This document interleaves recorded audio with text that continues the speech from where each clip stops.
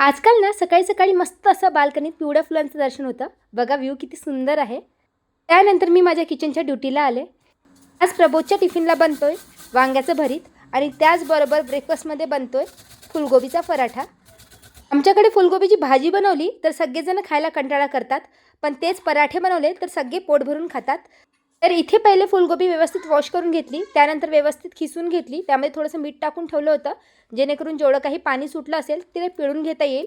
त्यानंतर आवडीनुसार मसाले घालायचे आहे आणि बारीक कांदा, कोथिंबीर आणि मिरचीची पेस्ट घातली आणि जसं आपण आलूचे पराठे बनवतो ना त्याचप्रमाणे बनवायचे आहे.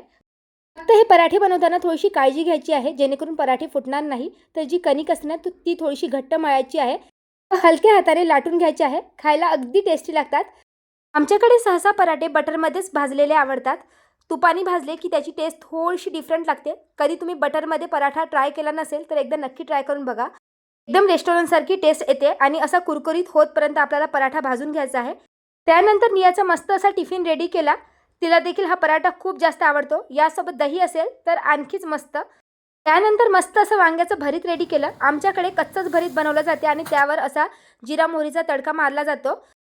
माझ्या आईकडे तर या भरतामध्ये दही देखील टाकली जाते. त्याने देखील या भरताची टेस्ट छान लागते. कधी ट्राय केली नसेल तर नक्की ट्राय करा. चला, असं होतं माझं सकाळचं रुटीन. भेटूया नेक्स्ट ब्लॉगमध्ये.